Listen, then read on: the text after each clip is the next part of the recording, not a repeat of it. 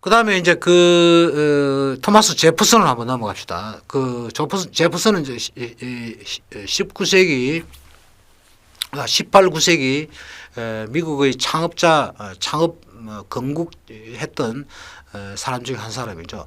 1776년에 유명한 그 미국 독립선언문, 영국에 대해서 영국의 압제를 피해서 가지고 미국이 해야 된다는 그 선언을 발표하는데 그 선언문을 문안을 성안했다는 것이죠. 제퍼슨이. 미국 독립선언문은 제퍼슨이 작성했고 이승만에게 장부의 혈기를 스스로 격동시키는 위대한 문서였다. 장부의 혈기를 격동시킨다. 이게 이승만의 표현입니다. 이거를 제퍼슨이 독립선언문을 보니까 막 피가 끓더라는 것이죠. 이 청년이 이승만이 이걸 보고. 깊은 감동 이상의 감동을 느꼈다 그 얘기 아닙니까?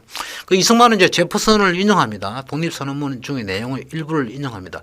조물주는 모든 사람에게 다같이 권리를 부여하셨으므로 생명, 자유, 안락한 복, 즉 말하자면 행복을 추구할 권리는 남이 빼앗을 수 없는 것이다. 그러니까 남이 빼앗을 수 없는 자연권이라는 얘기죠. 그 박기봉 버전의 이제 책에서 이제 131쪽에서 이것을 갖다 소개를 하는데요. 제퍼슨을 인용할 정도니까요. 제퍼슨의 말을 당연히 이 대목은 우리가 제퍼슨을 자연적으로 상기하게 되는 대목이다. 자, 그 다음으로 이승만의 제퍼슨을 상기하는 대목은요. 이승만의 책에 보면은 이 원기라는 말을 씁니다. 우리나라 국내 그 이승만 독립정신 그 텍스트 몇 가지 버전이 나와 있는데, 원기라고 하는 말을 갖다가 이렇게 그 인덱스를 보니까 세지를 않았던 것 같아요. 그래서 제가 처음부터 끝까지 한번 세어 봤습니다. 원기라는 말을 몇 번이나 썼나. 총 14번 쓴 것 같아요. 14번 썼는데, 백성의 원기라는 얘기죠. 백성의 오리지널 한 어떤 그런 그 기운, 정서, 그런 걸 의미한다고 볼 수 있겠어요. 근데 요 대목을 보고요. 제가 적각 토마스 제퍼슨을 제가 상기를 했습니다. 제퍼슨은 정부 관리를 악당이라 빌런이다 이렇게 얘기를 하고, 또는 어떤 경우에 늑대, 울프라고도 이렇게 표현을 합니다. 그러니까 일반 백성들은요, 제퍼슨 눈에는 양이 선량한 양이라는 것이죠. 그러니까 양이 너무 선량하기만 하면은 이 악당들이 늑대에게 잡혀 먹히지 않습니까? 그러니까 먹히지 않기 위해서는 양이 정신 차려야 된다는 것이죠. 이들을 악당 또는 늑대를 감시하지 못하는 백성의 무기력한 상태를 막고자 대통령 퇴임입니다. 퇴임 후에 1819년 버지니아 공대를 설립하고 정치 교육을 강조를 했죠. 그러니까 백성은 늑대와 같은 정치인들에게 희생이 되면 안 된다. 희생이 되지 않기 위해서는 백성이 자기 자유를 갖다가 누리고 행복하게 살기 위해서는 이 늑대와 같은 정치인들을 계속 악당으로 생각하고 계속 끊임없이 지치지 않고 감시를 해야 된다는 것이죠.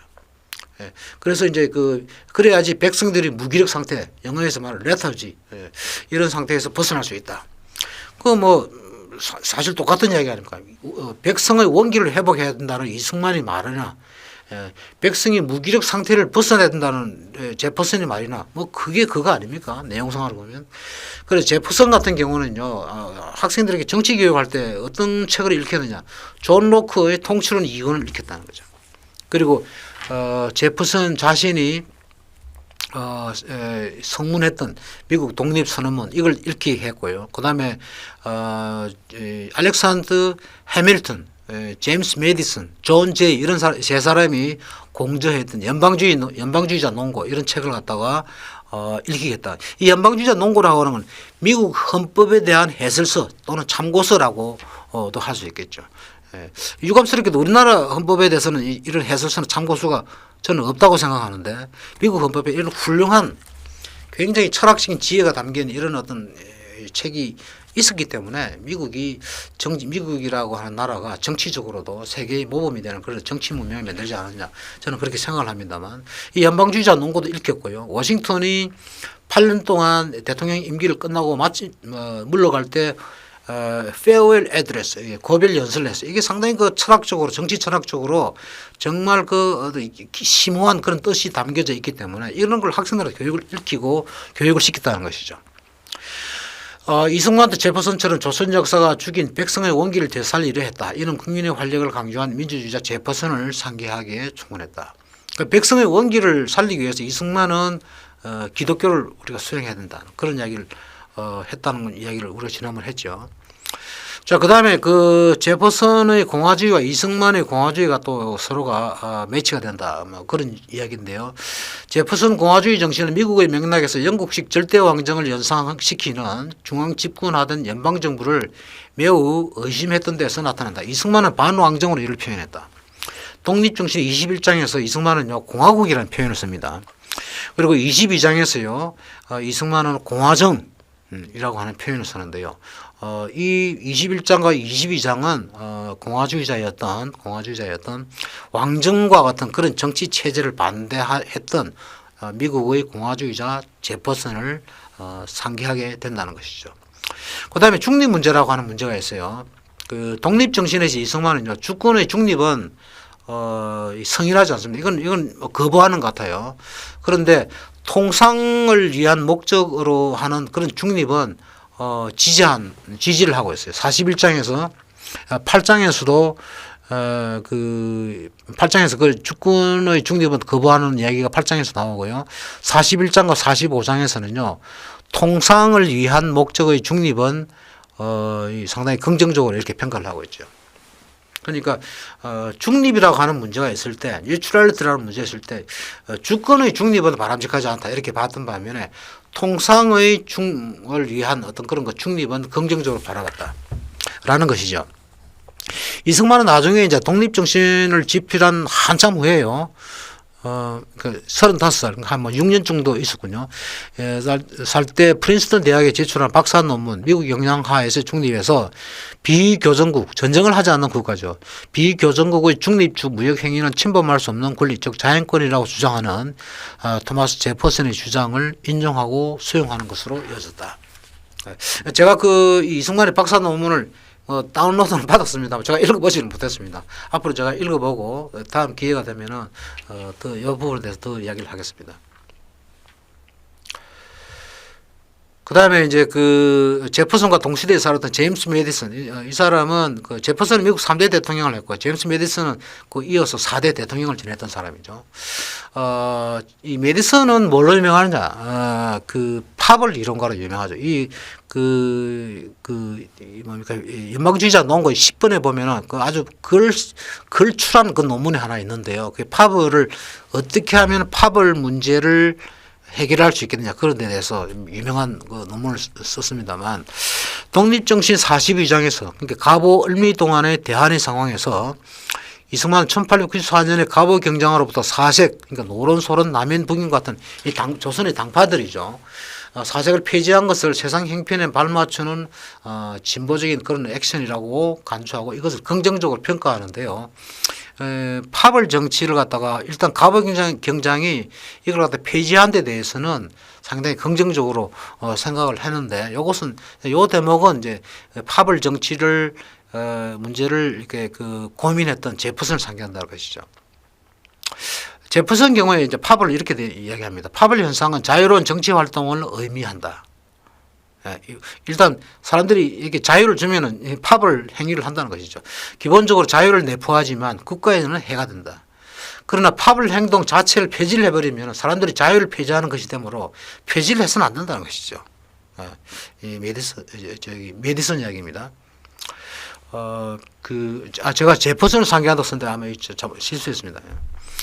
파벌 정치를 초래하는 그 부정적인 결과만 통제하면 되지 파벌 정치 그 자체를 없애려고 해서는 안 된다. 그것이 이제 메디슨의 주장입니다. 상당히 저는 이 주장을 처음 접하고 굉장히 탐복을 했습니다. 야, 이 참 대단한 이론가다 이 사람이 그런 생각을 하게 됐어요.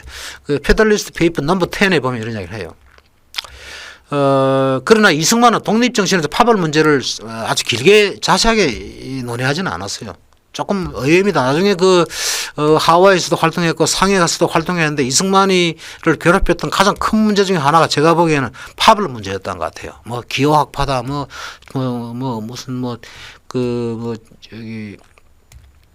충청도다, 뭡니까, 경기도 파다, 평안도 파다, 이런 식으로 해가지고 파벌이 상당히 이승만을 괴롭혔는데, 의외로 젊었을 때라 그런지 파벌 문제를 상론하지는 않았어요. 그래서 조금 의외를 여겼습니다. 단지 넓게 보아서 파벌 문제를 통제하려던 메디슨의 문제의식이 떠올랐어요. 제가 메디슨을 상기한다 이렇게 말씀을 드립니다. 그 다음에 두 번째로 대중과 엘리트 정치 인지수단이 아까 제가 말씀을 드렸죠. 이 부분에 대해서 이제 이 독립정치 2장에서 보면은 사람들이 백성이든 조선의 엘리트이든 당장 눈앞에 당장 보는 거 하고 또 자기가 자기 얼굴 앞에서 당장 자기가 듣는 거 그걸 위주로 해서 판단을 하는 사람들이 태반인데 우리가 나라를 위해서 정말 옳은 판단을 하려면은 참다운 지혜를 가지고 멀리 내다보는 그런 판단을 해야 된다는 요런 이야기를 아까 내가 말씀드렸습니다. 이것이 이제 그 마키아벨리 있어 가지고는 그 엘리트의 그 촉각 능력이라 이렇게 마키아벨리 이야기를 해요. 대중은 그 시각의 능력을 가지고 있기 때문에 정치를 눈으로 이렇게 판단한다는 거죠. 그러니까 대중 앞에서는 대중은 눈으로 판단하고 머리로는 판단하는 능력이 좀 부족하지만 눈으로 판단한다는 거죠. 그러니까 현대 정치인들이 우리가 뭐 쇼를 잘하는 대통령인데 요즘 그런 말을 쓰는데 우리나라에서 그 쇼를 한다는 건 뭡니까? 대중 앞에 보여준다는 것이죠. 그 대중의 그 생리를 대중의 인지수단이 시각이다 이런 하는 그런 어떤 거하고 연관해서 볼 때 그게 잘 우리가 그 현상이 잘 그 이해가 될 것 같아요. 대중들은 쇼를 눈으로 보는 걸 좋아한다는 것이죠. 그리고 그걸 보고 판단을 이렇게 한다는 거죠. 자, 그 메디슨 같은 경우에는요. 메디슨 같은 경우는 대중은 느낌의 기능이 탁월하다 이렇게 얘기를 해요. 느낌의 기능이 탁월하다. 뭘 보고 느낀다는 거죠. 필링 이런 이야기. 센티먼트 이런 것들이 대중적 요소라는 거죠. 그럼 이제 엘리트의 요소가 뭐냐? 아까 마키아벨리는 촉각이라고 이야기했고 이승만은 밝은 지혜라고 이야기를 했습니다만 메디슨 같은 경우는 리즈닝 어빌리티, 추리 능력이죠. 헌법이 왜 필요하냐? 대중들은 그걸 갖다가 그 필요성을 잘 못 느껴요. 못 느끼는데 엘리트들 같은 경우는 메디슨을 볼 때 미국의 정치 엘리트들은 이러한 이유 때문에 우리가 헌법이 필요하다는 거예요.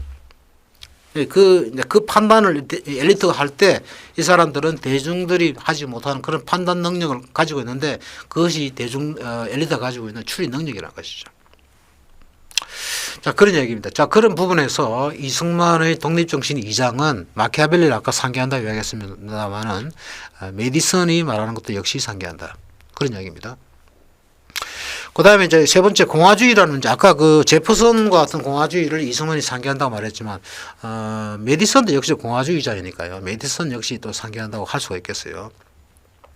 그 이승만의 공화주의는 아까 얘기했던 21장과 22장에서 공화국과 공화정을 말하는 그런 대목입니다.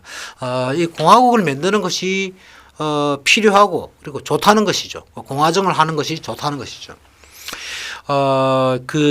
이제 일단 우리가 공화국이다, 공화정이다라고 말하는 가장 1차적 의미는 뭐겠습니까? 왕이 존재하지 않는다는 거죠. 대통령은 존재하고 수상은 존재하더라도 왕은 공화정이나 공화국에는 존재하지 않습니다. 자, 메디슨의 공화주의는요, 페더럴리스트 넘버 39, 그 39번에 보면 메디슨이 이게 공화주의를 얘기를 하는데, 공화국이란 모든 권력을 국민 다수로부터 얻으며 제한된 기간 동안 선한 행동으로 공직을 수행하는 사람들이 통치하는 정부를 공화국이라고 한다. 그 다음에 연방정부의 공화적 성격은 연방정부와 주정부들의 모든 귀족 칭호를 절대 금지한다는 것이죠. 귀족이 이제 있으면 안 된다는 거죠. 왜냐? 귀족은 이 봉건 계층 아닙니까? 이 혈통을 통해서 이렇게 내려가는 그런 어떤 계급이 귀족 계급 아닙니까? 공화국을 만들면 이런 계급은 없어져야 된다는 것이죠. 각 주정부가 공화적 정부 형태를 명시적으로 보장한다는 것이다. 그렇지만 우리 이승만과 같은 이런 인물의 입장에서 볼 때는 공화주의라고 하는 것은 이상적으로는 받아들이고 그것을 소중한 어떤 가치가 있는 것이라고 생각은 되지만 나중에 이제 그 우리나라가 건국이 48년대 된 이후에 우리나라 헌법에 보면은 우리가 민주공화국으로 출발을 했지 않습니까? 그런데 지금 현재 2022년이라고 지금 현재 우리나라 정치를 보면은 우리나라는 굉장히 그 발전된 민주국가라고 할 수는 있겠습니다만 민주주의가 많이 발전했으니까요. 근데 공화주의는 슬그머니 좀 제가 볼 때는 실종된 거 아닌가 생각이 됩니다. 한국 현대사에 슬그머니 아마 실종되어 버린 것 같아요. 그러니까 지금 그 우리나라 민주주의가 상당히 고대 그리스적이고 아테네적입니다. 그러니까 뭐 광장이나 이런 데 모여가지고 촛불 들고 이렇게 하는 이런 어떤 이미지로 그 정착이 되다시피 했는데 그게 그 촛불 정치라고 하는 그게 그런 어떤 민주 이미지가 제가 볼 때 아마 메디슨도 저랑 생각이 같을 거라고 저는 판단합니다만 이게 그리스적인 아테네적인 직접 민주주의 형태의 민주 형태입니다. 그런데 그 메디슨은요, 이 고대 아테네적인 직접 민주주의를 굉장히 혐오했습니다. 혐오. 여러분들 아마 놀랄는지 모르겠습니다. 왜 메디슨은 왜 아테네적인 직접 민주주의를 혐오했을까? 메디슨이 지금 살아가지고 우리나라 대한민국 가지고 우리나라 촛불 정치를 이렇게 보면은요, 아 이거 아테네적인 민주주의구나. This is bad. 아마 이렇게 말을 할 것 같습니다. 그런데 메디슨이 왜 아테네적인 직접 민주주의를 싫어했느냐? 파벌 정치가 난무한다는 거죠. 아테네 민주정치 실상을 보면은 그 밑에 파벌들이 덜 끓는다는 거죠. 이런 나라들이 이런 정치 세력들이 난립된 정치 세력들이 결국은 민주정치를 파탄으로 몰고 갈 것이다. 이것이 메디슨의 식견입니다. 저는 상당히 메디슨의 식견이 파워풀하다고 생각돼요. 그러니까 그 민주정치를 하더라도 공화적인 민주정치를 하라는 거죠. 이게 메디슨의 정치적, 철학적 권고입니다. 우리나라 사람들도 우리의 민주주의를 개선하기 위해서는 메디슨의 이야기를 눈여겨봐야 될 것 같아요. 참고로 여기서 제가 그 말씀을 드립니다만 메디슨은 그 연방주의 논고 10번 페이퍼에서요. 민주국가 공화국을 차이를 이렇게 말합니다. 이승만 대통령은, 청년 이승만은 독립정신에서 뭐 이런 논의는 하지 않습니다만은, 고대 아테네 민주정은 민주국가의 하나의 그 모델이다 이렇게 메디슨을 봤다는 거죠. 그러니까 민주주의라고 하면은 데모크라시라고 하면은 메디슨은 딱 머릿속에 아테니언 데모크라시, 아테네적인 민주주의를 생각했다 그 얘기입니다. 근데 그건 나쁘다는 거죠. 파벌 정치가 난무하고 가장 중요한 건 이겁니다. 아테네 민주주의자들은 파벌 정치가 초래한 그 병폐에 대해서 적당한 레머디, 해결책을 갖고 있지 않았다 이렇게 주장을 합니다. 그러나 나는 아테네 민주주의자들과 달리 나 메디슨은 파벌 정치의 문제에 대한 해결책을 레머디를 나는 가지고 있다 이렇게 주장합니다. 자, 그 민주국과 공화국 결정적 차이가 뭐냐? 공화국은 위임된 소수가 있다. 위임된 그 투표로 뽑힌다는 거죠. 그 이 사람들이 그 대중으로부터 권력을 위임받아 가지고 자기가 책임지고 정치한다는 것이죠.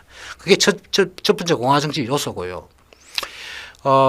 고대 아테네에서는 위임된 실권을 가진 대표가 정치를 한 것이 아니죠. 모든 백성들이 다 거기 모여가지고 민회에서 다 결정했고 그 정치를 했죠.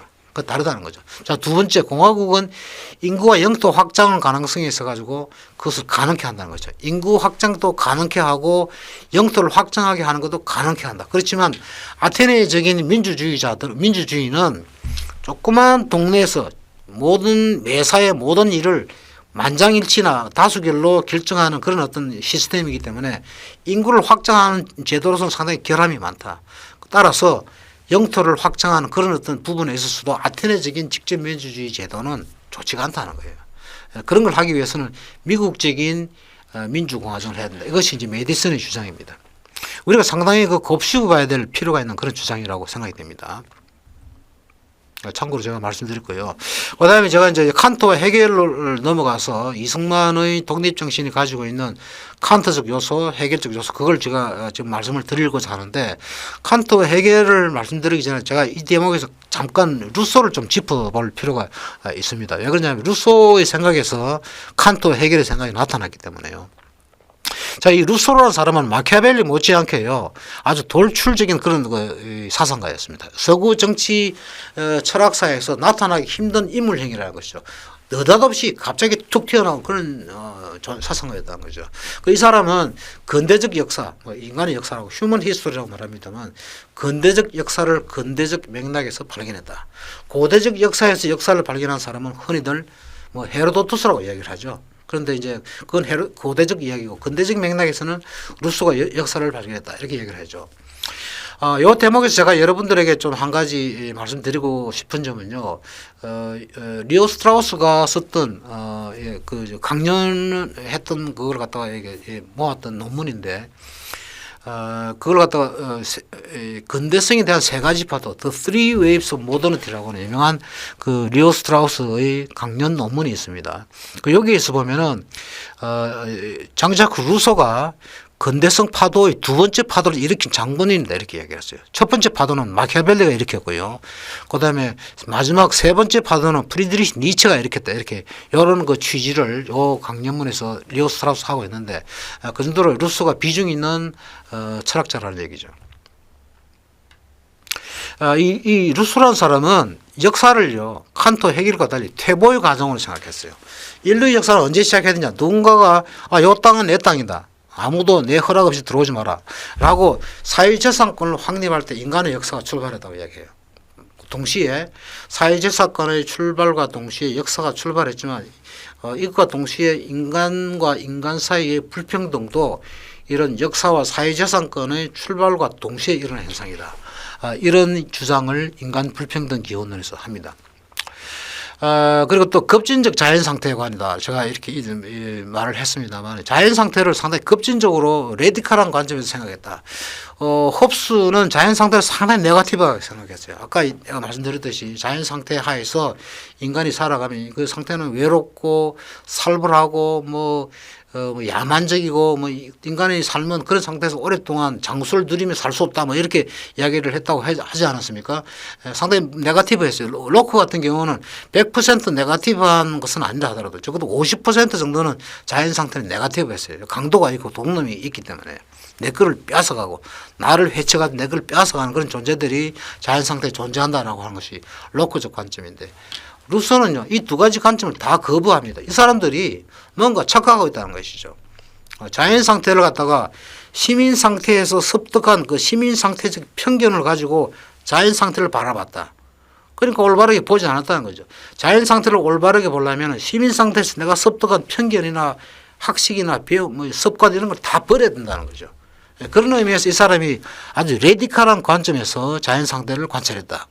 그러니까 그 결과는 어떠냐. 자연 상태를 내가 좀 철저하게 홉스와 로크보다 더 철저하게 관찰해 보니까 이거는 상당히 그 평화적이고 인간성이 넘치는 그런 어떤 상태더라라는 거죠.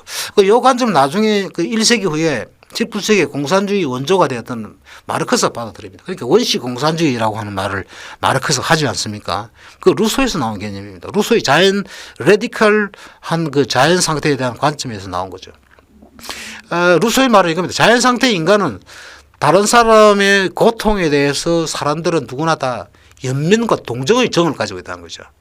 그런데 시민사회 상태, 말하자면 역사 상태로 넘어오면 인간은 그런 동정심이나 연민의 정을 다 상실한다라고 생각을 합니다. 마르크스도 이걸 상당히 개성을 하고 있다라는 생각이 듭니다. 자, 그 다음에 네 번째, 존 로크가 유명한 게 아까 재산에 관한 이야기를 했는데요. 로크는 자연 상태부터 시민 상태, 역사 상태뿐만 아니고 자연 상태부터 인간은 재산권을 유지해 왔다 이렇게 주장을 했죠. 그런데 정작 루소가 볼 때 자연 상태의 인간이 재산권을 가지고 있다라는 주장은 이건 헛된 이야기라는 것이죠. 그렇죠. 틀린 이야기라는 거죠. 자연 상태는 재산, 재자가 없었다는 거죠. 그런 개념 자체가 없었다는 겁니다. 그건 재산이라는 개념은 역사 상태에서 사회 상태에서 인간이 살면서 만들어낸 개념이지, 자연 상태에는 인간은 동물적 지능으로 살아갔기 때문에 재산, 재자도 모른다. 재산 개념이 없었다는 거죠. 그러니까 로크의 자연 상태에도 재산권이 있다라는 로크의 이야기는 허무맹랑한 맹꽁이 같은 이야기라는 거죠. 네. 자, 그 다음에 그 사회계약을 또 비판합니다. 아까 우리가 그 홉스와 로크가 소셜 컨트랙을 주장했다 이야기하는데요. 이 루소는요, 사회계약이라고 하는 것이 신용사기다. 영어로 SCAM, 스캠이다. 이런 표현을 씁니다. 신용사기다. 우리가 사회계약을 맺어가지고 부자인 나와 가난백인 너희들이 다 같이 이렇게 편안하게 우리가 잘 살자. 이렇게 선전을 하더라는 거죠. 그러니까 가난뱅이들도 부자가 말하는 그 말에 솔깃해가지고 와서 마음속에 사회계약을 맺었단 말이죠. 맺었는데 사회계약을 맺고 나서 내가 살아보니까 애초에 내가 약속받았던 그런 어떤 그 행복한 상태, 좋은 삶의 상태, 그런 것들이 나한테 오기는커녕 나의 삶이 이전보다 더 점점 갈수록 나빠지더라는 거죠. 그러니까 내가 사기당했다는 겁니다. 이런 어떤 심리 상태를 루소가 얘기를 합니다. 그러니까 이 사회계약은 신용사기다. 그러니까 우리가 편안하게 행복하게 살려면 사회계약이 필요한 것이 아니고 일반 의지를 발견해야 된다는 거죠. 아까 얘기 나왔습니다만. 우리가 자연 상태의 그런 행복한 상태를 시민사회 상태에서도 여전히 누리고 살고 싶으면 모든 공동체 성원들이 합의하고 있는 의지, general will, 일반 의지가 뭔지 그걸 찾자는 거죠.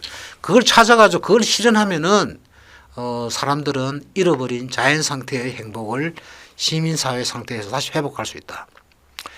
그것이 이제 그 사회계약 이론을 비판하는 루소의 주장입니다. 그 아까 이야기했습니다만 이런 일반 의지에 복종하지 않는 개인이 있다면 이 사람은 재산을 몰수하든지 안 그러면 몰수하겠다는 협박을 해가지고 그 사람이 일반 의지에 복종하고 따라오도록 만들었다. 그것이 이 사람을 자유롭게 한다는 것이 만드는 길이다. 루소는 이렇게 주장을 했습니다. 자, 그러면 이제 칸트 이야기로 넘어가겠습니다. 이 칸트라는 사람은요, 이제 뭐 프랑스 이웃에 살았던 독일에 살았던 그 철학자입니다만 열렬한 루소의 광팬이었어요. 루소가 인간 불평등 기원론을 썼는데 다음 책은 뭘 쓸 것이냐, 루소 아주 촉각을 곤두세워가지고 기다리고 있었다는 거죠. 그런데 이런 루소의 광팬이었던 칸트가 루소에 대해서 좀 반대했다라고 하는 게 있다면 그게 뭘까 하면 루소는 인간의 역사를 상당히 네거티브하게 인간의 역사는 점점 갈수록 인간 상태가 퇴보하는 그런 것으로 생각했어요. 그래서 칸트는 반대로 아니다. 역사라고 하는 것은 우리가 고대 역사와 근대 역사를 보면 뭔가 진보라고 하는 것을와 같은 그런 걸 느낄 수 있는 그런 어떤 improvement, betterment 뭐 이런 신드롬을 느낄 수 있다. 그 중에 하나가 고대 대부분의 국가들은 다 왕정 국가였다는 거죠. 근데 근대 국가에서는 점점 시간이 갈수록 많은 국가들이 공화 국가를 갖다가 만들어서 그쪽으로 지향해 나가고 있다는 것이죠. 그런 것을 보면은 루소 선생의 역사에 대한 비관적인 생각은 그 전적으로 맞는 생각은 아니다. 내가 맞을 것이다. 역사는 우리가 긍정적으로 뭔가 의미 있게 발전한다라고 하는 것으로 역사를 바라보는 것이 나을 것이다. 이렇게 생각했다는 것이죠. 이것이 상당히 그 중요한 그 모멘트가 되었다라고 생각해요. 역사에는 긍정적 의미가 있다는 것이죠. 그러니까 루소적 역사 개념이 역전됐어요. 코스모폴리탄 히스토리, 그 보편 역사죠. 세계 시민적 역사 이런 것을 이제 얘기를 하게 된다는 거죠. The idea of universal history with cosmopolitan intent. 1784년도에 이런 타이틀을 걸고 칸트가 책을 썼다. 세계 시민적 의도를 가지고 가지고 있는 보편적 역사의 이념 뭐 이런 뜻이죠. 고대 왕정은 근대와 점점 공화정으로 발달했다. 평화적 국가연합. 여기 이제 칸트 정치 철학의 중요한 개념인데요. Federation of Free States. 뭐 어떤 책을 보면 또 평화적 연합이라는 뜻으로 Pacific Union 이렇게 쓰기도 합니다.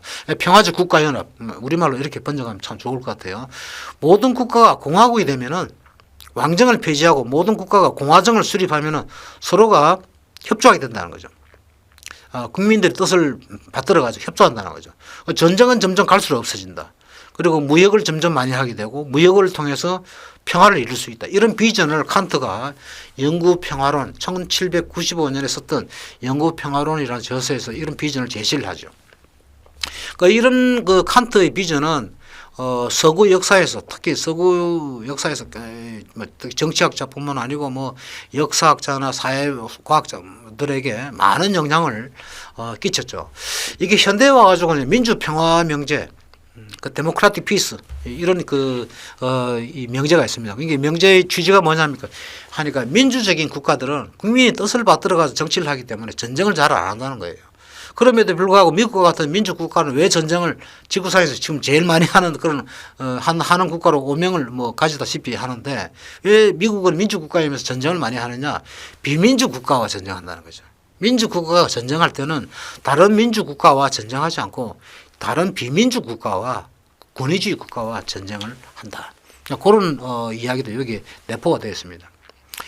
마이클 도일이 1984년도에 유명한 논문을 썼는데 거기서부터 이 민주평화론이라는 이런 명제가 상당히 많이 유행을 하게 됐습니다. 최근에 와가지고 특히 이제 90년대 와가지고 소련 공산당이 무너지고 동유럽 공산당이 무너지고 해가지고 리버럴 헤저머니 그러니까 자유주의적 패권이라고 하는 것들이 이제 미국을 중심으로 하는 이 서구 사회에서 이런 어떤 풍조가 많이 일어나죠. 자유주의를 이 권위주의 국가, 비민주 국가에 점점 우리가 어떤 수를 쓰더라도 이렇게 확산할 수 있는 방법이 있으면 확산해야 된다는 거죠. 그런 것들이 그러니까 지금 우크라이나하고에서 러시아하고 우크라이나 전쟁을 하고 있는데요. 어떤 미오샤이머 같은 그런 사람들은 이 자유주의적 패권을 너무 극단화하지 마라. 이걸 갖다 너무 극단화하다 보면은 우크라이나 같은 그런 어떤 나라 옛날 공산 국가였죠. 그런 국가들의 자유주의적인 어떤 그런 이데올로기나 가치를 많이 강요를 하게 되면은 결국은 러시아와 같은 그런 저런 아직 권위주의 국가가 안보 문제에 대해 불안을 느끼고 거기에 대해서 과격한 어떤 폭력적인 그런 반응을 할 수 있다. 그런 미어샤이머 같은 사람이 맨제로 그런 경고를 했는데 지금 하고 있는 전쟁이 아마 그일지도 모르겠다는 생각이 들어요. 어쨌든 간에 칸트의 이 보편적사라고 하는 이념은요. 그리고 또 평화적 국가연합이라고 하는 이런 이념은 뭡니까 18세기에 처음 나왔습니다만은 19세기, 20세기를 통해서 21세기 지금까지 3세기에 걸쳐 가지고 깊은 영향을 끼치고 있다. 요컨대 칸트의 사상은 국가 간 통상과 국제적 공화주의를 할 수 있는 평화적 국가연합이 가장 대표적인 것이라고 할 수가 있겠습니다. 자, 그렇다면 이승만이 독립정신에서 이 칸트적 이미지, 말하자면 평화적인 국가연합의 이미지를 드러내는 곳은 어디냐? 이 칸트의 평화적 국가연합이라고 하는 것이 실제적 세계 역사에서 보면은 뭡니까? 국제연맹이라든지 지금 현재 존재하고 있는 국제 유엔과 같은 그런 어떤 국제적인 기구로 이렇게 발전되었다라고 말을 하지 않습니까? 이 기구의 만들어지기 이전에 뭡니까? 이 칸트적인 그런 평화적 국가연합이라고 하는 그런 사상이 있었다는 것이죠. 독립정신에서는 이런 제도는 말하지 않습니다. 1904년이나 시점이니까요. 국제연맹이라는 것도 한참 뒤에 나온 얘기고, 유엔은 더 뒤에 나온 얘기죠. 그렇지만, 이승만의 독립정신에서 국제적으로 세상의 공분된 이익이라고 하는 세상의 국가들이 서로가 인정하는 그런 어떤 공통된 그런 이익이라고 하는 그런 이야기를 할 때, 그리고 국제적으로 공분된 뜻이다. 국제적으로 공분된 의는 여기서 말하는 정의를 말하죠. 의리 또는 정의 이걸 말하죠. 그다음에 국제공법, 국제공론 이런 이야기를 많이 하는데요. 이런 대목에서는 평화적인 국가연합의 그런 이미지를 여기서 상기한다. 우리가 이렇게 생각할 수 있을 것 같아요. 국제공법. 여기 제가 내용을 자세하게 많이 적었습니다만은 국제공법을 이야기하는 곳이 많죠. 23장에서 국제공법을 이야기를 하고요. 30장에서도 공법 이야기를 하고 32장에서도 국제공법 차원의 그런 이야기를 합니다. 그리고 33장에서 보면은 선교사 문제를 이야기할 때도 국제공법을 이야기를 합니다. 그 다음에 43장에서도요 이야기를 하고 있고 자세한 걸 제가 읽지를 않겠습니다. 시간이 많이 갈 수가 있으니까. 그 다음에 이제 국가들 사이의 어떤 공통 이익을 말할 때 국가 간의 평화적인 국가 간의 연합을 이미지를 상기한다. 30장에 보면은 알아서가 국제적 공범된 이익을 침범한다. 그러니까 국제적으로 국제적 공범된 이익을 수용하는 국가들은 아라사의 좀 이 돌출된 행동을 갖다가 막으려고 하는 어떤 그런 어떤 생각을 하게 된다는 그런 이야기를 여기서 하고 있는데요. 아라사라는 나라에게 국가 간의 그 공통 이익을 위배한다는 것이죠. 침범한다는 것이죠. 그러니까 이런 이야기 할 때 이제 이승만이 평화적인 국가연합 이미지를 상기를 합니다. 그래서 41장에서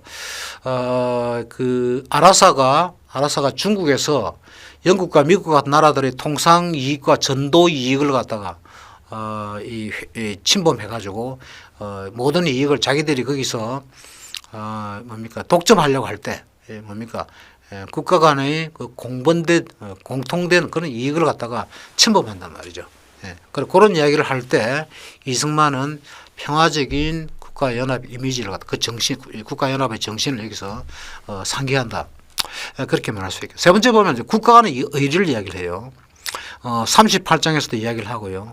또 50장에서도 이야기를 하고, 그 다음에 그 국제적 의리, 그 국제적으로 합의된 그런 어떤 생각이 있다면, 정책이 있다면 서로가 그걸 존중하고 지켜야 된다는 것이죠. 그런 이야기를 할 때 역시 칸트가 말한 평화적인 국가 연합이라고 하는 그런 어떤 이미지를 상기한다. 그 다음에 네 번째는 이제 국제 공론. 뭐 영어로 이야기하면 international public discourse 뭐 이렇게 말을 할 수도 있겠어요.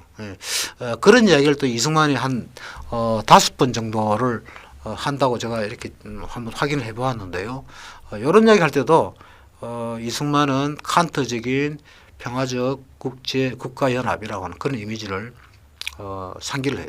그러니까 평화적인 국가연합이 만들어지려면은 국제 공론이 중요하다라고 받아들여야 되겠죠. 국제 공론을 중요하지 않다라고 생각한다면 개별 국가의 어떤 주관을 중요하게 여긴다는 얘기인데, 개별 국가의 주관이 중요하게 되는 그런 상황이 되면 평화적인 국가 공동체가 만들어지기 어렵겠죠. 그러니까 국제 공론이 중요하다는 것이죠. 그러니까 칸트의 아이디어를 상기한다.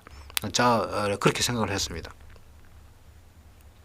자, 이승만의 통상관과 칸트, 여기 핵심 키워드는요, The Spirit of Trade입니다. 전쟁을 방지하고 평화를 정지하는 통상한 독립정신 실장의 각국과 서로 통하는 문제와 후록 중 첫 번째 항목인 통상을 강조한 대목에서 나타납니다. 이 대목은 영구 평화론을 추출한 칸트를 상기한다. 이 책에서요, 한 대목에 칸트는 이런 이야기를 합니다. 무역의 정신은 전쟁과 공존할 수 없다.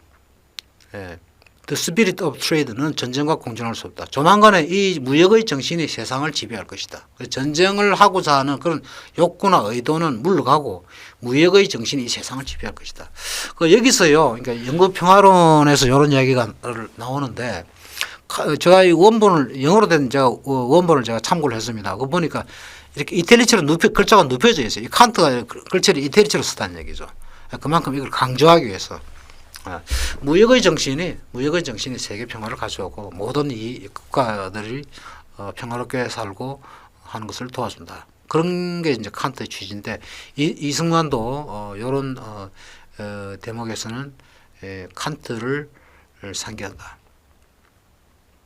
자, 그 다음에 해겔로 한번 넘어가 봅시다. 해겔이라는 사람은 칸트가 시작했던, 루소가 시작했고 칸트가 또 뒤집었던 그 역사에 대한 사고를 갖다가 가장 최고도로 발전시키는 게 이론가다, 뭐 이렇게 이야기를 하죠.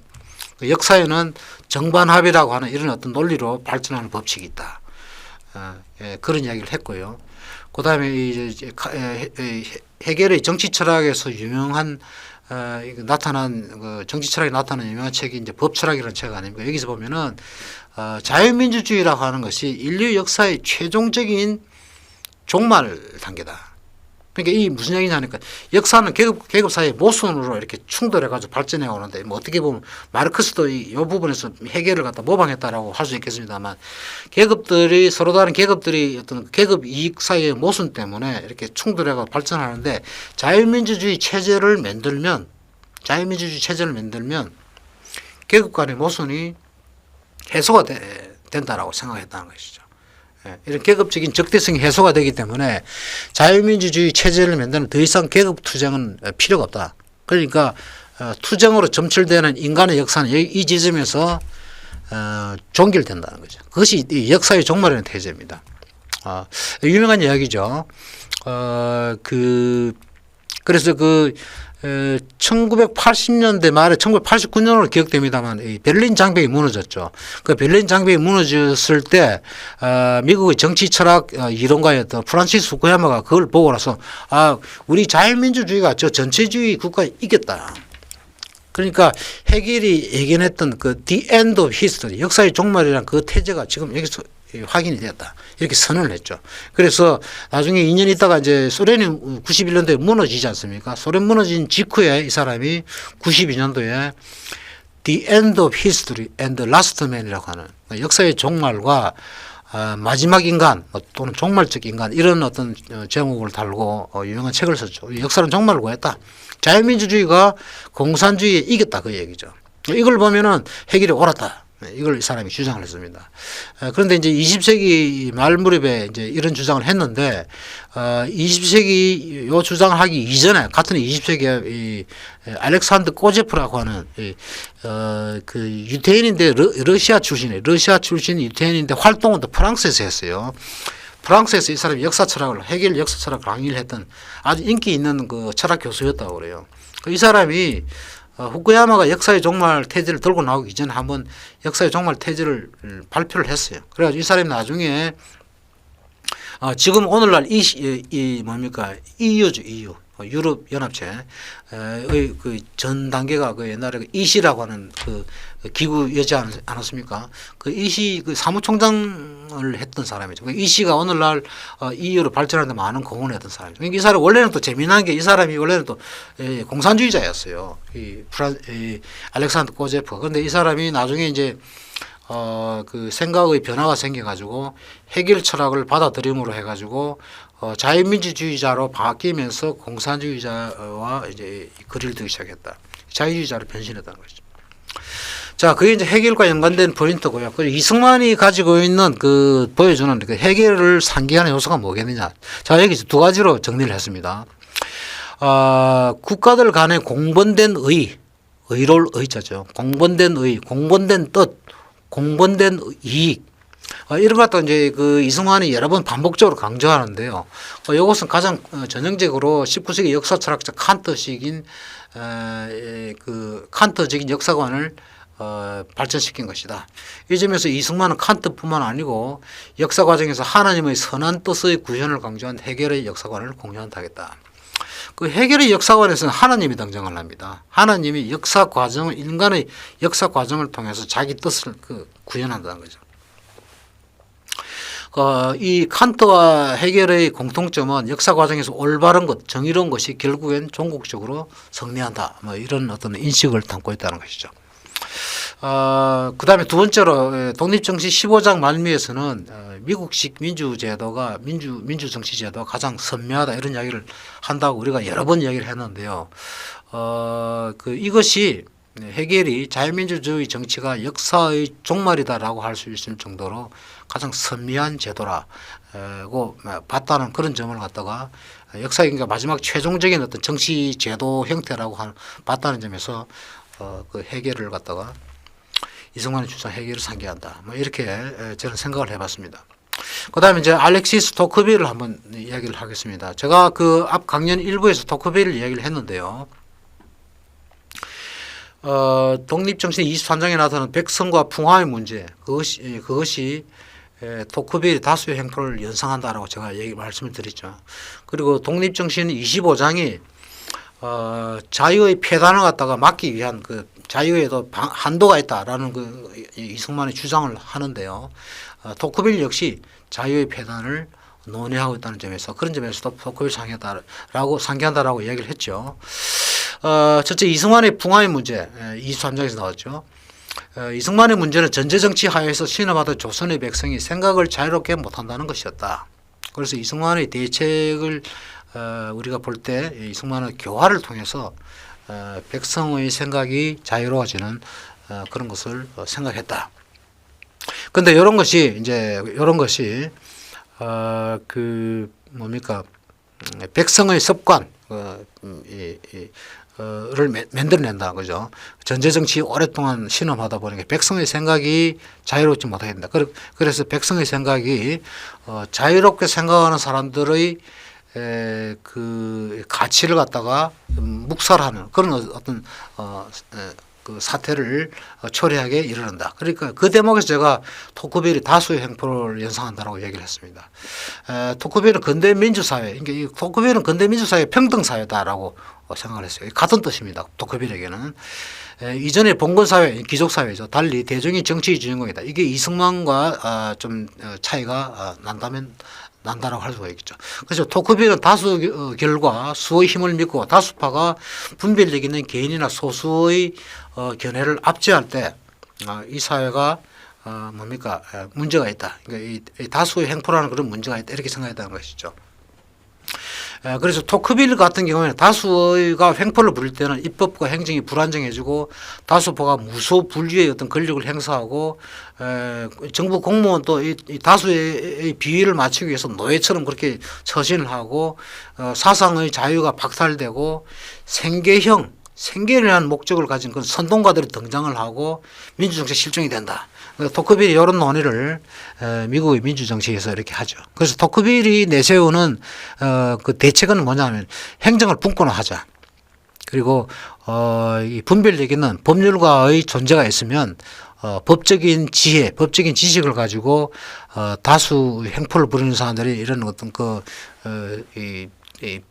분별력이 없음을 갖다가 체크하는 그런 어떤 일이 있을 수가 있으니까 이런 존재가 필요하고, 그다음에 다수가 법적 판단의 그 기능을 일부를 갖다 수용해 담당케 하게 하는 그런 배심원 제도를 만들면은 다수가 횡포를 덜 부린다. 뭐 이런 식의 그 토크빌 나름의 이런 대책을 이야기를 합니다만은, 어쨌든 간에 그 이승만과 토크빌이 가지고 있는 공통점이 뭐냐 하니까 다수가 수의 힘을 믿고 횡포를 부리게 되면은 백성이 자유로운 정치, 민주정치를 하지 못하게 막는 그 부정적인 힘이 된다. 그렇게 봤다는 점에서 이승만과 토크빌은 서로 생각의 공통점이 있다. 뭐 이렇게 정리할 수가 있겠고요. 자유의 폐단 문제에 대해서는 그 독립정치 지난번에 그 일부에서요 24장 이야기를 하면서 그 백성의 마음이 자유로워야 된다라고 하지만 또 그 25장에서는 그 자유가 한도가 있어야 된다 그런 주장을 한다고 했지 않습니까? 그럴 때 이제 이승만이 내세웠던 그 대책은 그 무분별한 백성의 자유를 갖다가 통제하기 위한 대책은 나라법이 있고, 그다음에 조금 나라 차원이 아닌 어떤 사회 밑에 하부 단위에서는 규칙이나 규정을 통해서 사람들의 무분별한 그 자유는 통제할 수 있다 이렇게 이야기했고, 국제적 차원에서 한 나라가 무분별한 자유를 갖다가 남용한다라고 할 때는 국제공법의 차원에서 그런 자유를 체크할 수 있다. 그런 어떤 취지를 독립정신에서 이야기를 하고 있습니다. 토크빌의 폐단은 뭐냐? 토크빌이 이야기하는 대로 다시 넘어가면요. 토크빌은 자유의 폐단이라고 하는 것을 갖다가 이야기하는데 제가 준비한 이걸 한번 읽어보겠습니다. 자유의 폐단은 빨리 오고 누구나 쉽게 그것을 인지할 수가 있다. 반면 자유가 주는 혜택은 오랜 시간이 걸려야지 감지가 된다. 오랜 시간이 걸리기 때문에 이 혜택이 진정한 원인이 자유임에도 불구하고 사람들은 그 원인을 다른 것으로 착각하기 십상이다. 이 이야기 상당히 중요한 이야기 같아요. 자유의 혜택이 상당히 오랜 시간이 지나야지 느껴지는 것이기 때문에 사람들이 시간이 지나면 자기가 누리고 있는 이 자유의 원인이 진정한 원인이 뭔지 그걸 갖다가 잊어버리거나 착각하게 된다는 것이죠. 그러니까 이 자유를 관리하는 문제는 상당히 어렵다. 그 반면에 평등이라고 하는 건 관리하기가 상대적으로 쉽다 이렇게 이야기를 합니다. 토크빌이. 우선요 평등하게 사회를 만들면 그 혜택은 즉각적으로 온다고 그래요. 그러니까 모든 사람이 그 재산을 갖다가 뭡니까 다 몰수를 해가지고 모든 국민에게 골고루 나눠주면 그 혜택은 즉각적으로 온다는 것이죠. 그리고 또 그렇게 만들면 사회가 발전하지 못하지 않겠습니까? 자본가들이 또 있어야지. 이승만 나중에 공산당이 당부당에서 그런 얘기를 합니다만 자본가라는 존재가 있어야지 기술이 발전하고 문화가 문명이 발전해가지고 전체적으로 사회가 발전하고 삶이 발전한다. 그렇게 되는데 말하자면은 그 평등을 너무 과격하게 진행을 하면은 진정으로 평등한 그런 어떤 삶은 불가능해진다. 평등의 모순이 발생한다. 그런 이야기를 갖다가 이승만이 하지 않습니까? 나중에 토크빌도 그와 상당히 비슷한 생각을 하고 있습니다. 그런데 이 토크빌이 이런 이야기를 우리한테 지적을 해줍니다. 평등이 초래하는 그 불편, 폐단, 그거는 상당히 오랜 시간이 있어야지 느껴진다 이렇게 얘기를 해요. 아까 그 자유의 폐단은 금세 나타나고 자유의 혜택은 상당히 오랜 시간이 지나야지 감지가 된다.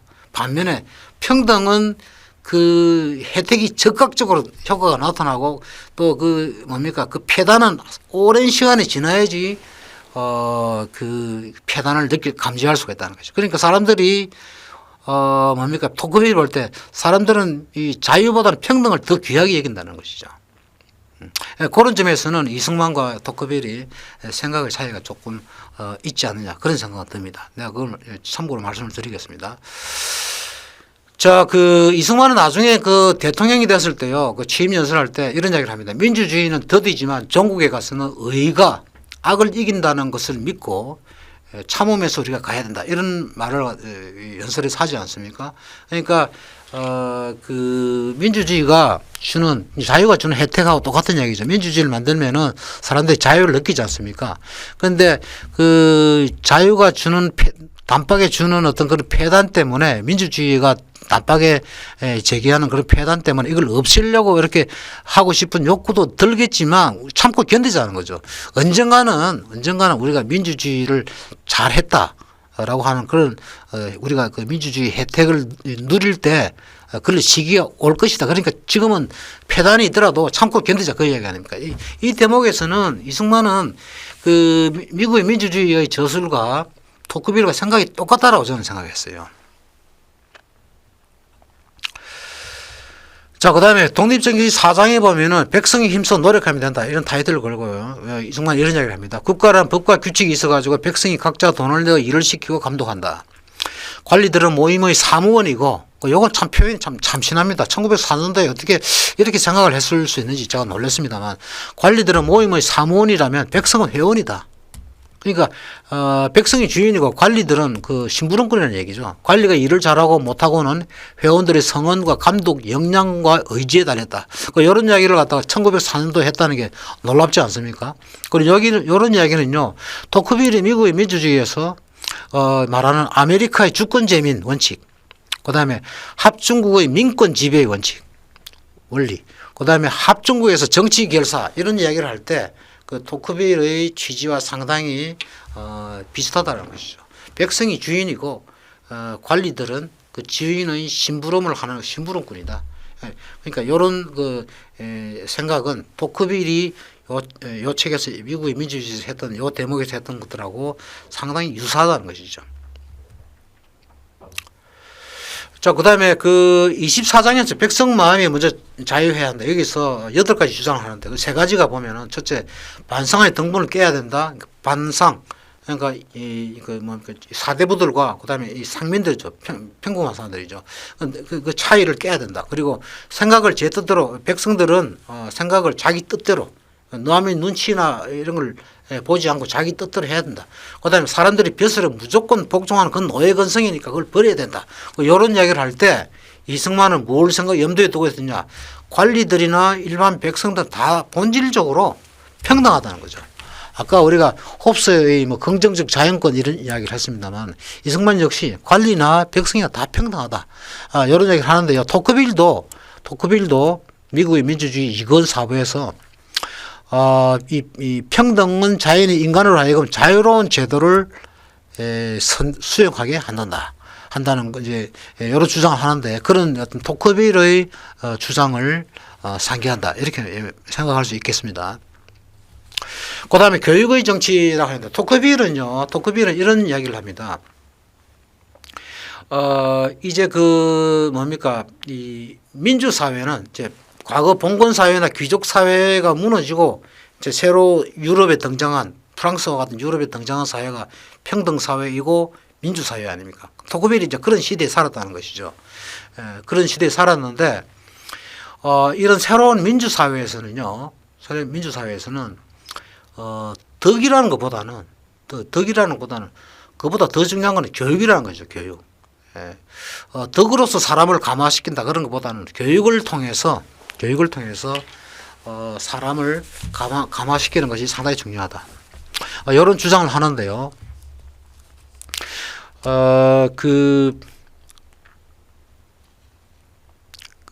지난번에 일부에서 제가 그 덕화의 한계라는 얘기를 했죠. 덕을 가지고 덕화라고 하는 건 뭡니까? 내가 도덕적 인간이 돼야지 된다는 얘기죠. 내가 도덕적 인간이 돼야지 사회가 정치가 좋아진다. 그런 이제 어떤 이 이야기로 연결이 되는데요. 토크빌은 그런 것보다는 이제 덕보다는 교육이 더 중요하다. 토크빌은 민주주의, 미국의 민주주의 2권 2부 8장에서 이런 얘기를 합니다. 숨은 자기 희생과 직감에 따르는 덕의 시대는 이제 우리로부터 멀어지고, 숨은 옛날 그 덕으로 정치하던 그런 전통 정치, 봉건 정치, 귀족 정치에서는 뭡니까 자기 희생을 강조했고 사람들은 본능적으로 덕성스러운 그런 말과 행동하려고 노력했다는 것이죠. 그런데 이제 그런 시대가 끝이 나니까 봉건 시대가 끝이 나니까 그런 이제 덕의 시대는 이미 우리가 멀어졌다. 자유라고 하는 것이 공공평화라든지 사회 안정과 마찬가지로 이제는 이 학교의 교육이 뭡니까 통해서 교육을 통해서 사람이 자유가 소중하다라고 하는 것을 깨우치게 하는 어떤 그런 시대가 됐다는 거죠. 토크빌이 이런 얘기를 합니다. 이승만도 이제 그 덕의 시대가 죽으니까 교화의 시대가 돼야 된다라고 주장했지 않습니까? 그 교화도 교육 아닙니까? 종교적인 교육 아닙니까? 토크빌이 말한 교육이 종교 교육인지 그건 제가 아니지 않겠느냐 싶긴 해요. 종교 교육은 지성적인 어떤 그런 위주의 어떤 교육이 아니겠나 싶은데 어쨌든 뭐 지성적 교육이든 어떤 종교적 교육이든 교육은 교육 아닙니까? 사람을 교육을 통해서 인간을 형성해야 된다. 그런 대목에서 이제 이승만의 포인트가 주장이 토크빌을 상기한다. 그 다음에 이제 제가 니체를 상기했던 대목, 지난번에 일부 강연에서 이야기를 했기 때문에요. 니체를 한번 보기로 하겠습니다. 독립정신 15장에서 이승만은 덕화의 정치는 안 된다고 보았다. 이것이 소위 니체의 소위 신의 죽음과 도덕적 덕의 죽음. 지난번에 덕의 정치로 가지 안 되겠다. 그때는 제가 토크빌을 말하지 않고 니체를 이야기를 했는데, 니체는 이제 우리가 그동안 전통사회에서 덕을 소중하게 얘기를 있었던 거는 그 뒤에서 덕을 보증해주는 존재로서의 궁극적인 존재로서의 하나님이라고 하는 그런 어떤 분이 뒤에 계셨기 때문에 인간이 도덕적인 덕을 습득을 하고 실천을 할 수 있었는데, 만약에 하나님의 죽음이라고 말할 수 있을 정도로 하나님의 존재가 희미해진 시대에서는 인간이 도덕적인 어떤 그 덕성 이런 걸 갖다가 습득 능력과 실천 능력을 기대할 수 없다. 그런 이야기를 지난번에 했었죠. 그러니까 니체가 기대하는 것은 뭡니까? 전통적 덕이 죽은 시대에서는 하나님이 죽음과 더불어 덕이 죽은 시대에서는 지성적 덕이 중요하다는 것이죠. intellectual virtue. 근데 이승만도 사람을 교육시키고 덕이 죽은 시대에는 사람을 교육시키고 교화를 통해서 덕의 한계를 우리가 보완을 해야 된다라고 생각을 하지만 이승만이 생각하는 대안은 지성적 덕을 갖다가 가져야 된다라기보다는 좀 종교적 덕을 강조했다는 것이죠. 이런 것들이 아까 토크빌도 뭐 그렇습니다만 니체 같은 경우하고 이승만이 사람을 교육시켜야 된다 그런 점에서는 같지만은 니체라고 하는 사람은 지성적 덕에 의존했다라고 한다면 이승만은 그와는 달리 종교적인 덕에 의존했다. 그것이 차이라면 차이라고 우리가 생각할 수 있겠습니다. 자, 그렇다면은 이 니체라는 사람 덕화의 문제의 대안으로서 이제 지성적 덕을 강조하고 했는데 종교적 덕을 강조하는 이승만과 차이가 나지 않느냐. 이 차이는 우리가 어떻게 수용해야 되겠느냐. 저는 이렇게 생각을 합니다. 19세기 유럽적인 맥락, 말하자면 이제 독일적인 맥락에서 니체라는 사람은 기독교가 인간이 가지고 있는 어떤 그런 잠재성을 갖다 좀 약화시켰다 이렇게 본 것 같아요. 니체가 이런 이야기 하지 않습니까? 19세기 인간은 지금 디클라인하고 쇠락하고 있다. 인간이 마치 난장이처럼 이 대단한 야심을 가진 그런 인간도 지금은 점점 갈수록 없어지고 소심한 어떤 자기 행복 그런 데만 매몰돼서 살아가는 그런 어떤 아주 왜소한 그런 인간의 모습이 뭘 보고 이 19세기 인간은 쇠락하고 있다. 니체는 이제 그렇게 이야기를 했죠. 그러니까 이 사람이 어떤 그 지성적 덕을 가지고 있는 어떤 그 사람, 그런 사람들이 말하자면 초인과 같은 그런 사람이 등장을 해가지고 이런 어떤 그 사회에 대한 하나의 이 사회를 이끌어 나갈 수 있는 어떤 그런 역할을 니체가 이제 그 기대를 했다는 것이죠. 근데 어쨌든 간에 니체는 19세기 그 기독교가 가지고 있는 어떤 그런 어떤 그 네거티브한 사이드에 이 사람이 염증을 느끼고 지성적 덕으로 이렇게 나아갔다고 한다면, 이승만은 아직까지 우리나라의 기독교가 서양의 니체가 염증을 느꼈던 기독교 우리가 접해 보지 않은 상태 아닙니까? 이제 뭐 들어오려고 하는 그런 상태 아닙니까? 그러니까 역사적 세팅, 역사적 배경이 다르고 생각이 달랐다. 뭐 그런 것들이 니체와 이승만의 대안이 다른 이유의 배경이 되지 않을까? 그렇게 생각을 할 수가 있겠어요.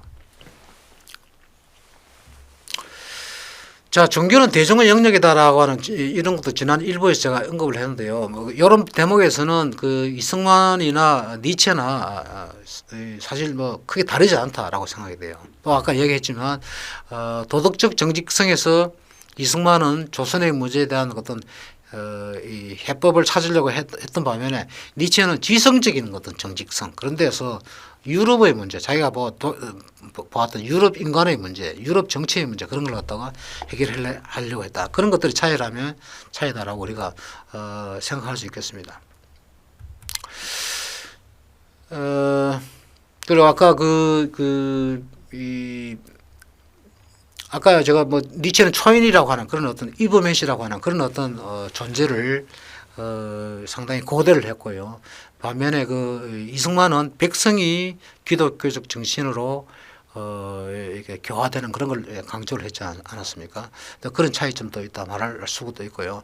이제 가장 이제 두드러지는 정치 차이점이 이승만과 니체의 차이점이 있다라고 한다면은 니체 같은 사람은 민주 정치를 가장 선미한 제도, 이승만은 그렇게 봤는데요. 그렇게 생각하지 않았습니다. 이 사람은 상당히 민주 정치를 굉장히 경멸했다라고 말할 수 있을 정도로 그렇게 좋지 않게 생각을 했어요. 그렇다면 니체라는 사람은 이 초인의 그 등장을 고대했던 니체라는 사람이 정치적으로 고대했던 어떤 그 정치 형태는 무엇이겠느냐 하면 아리스토크라스입니다. 귀족 정치.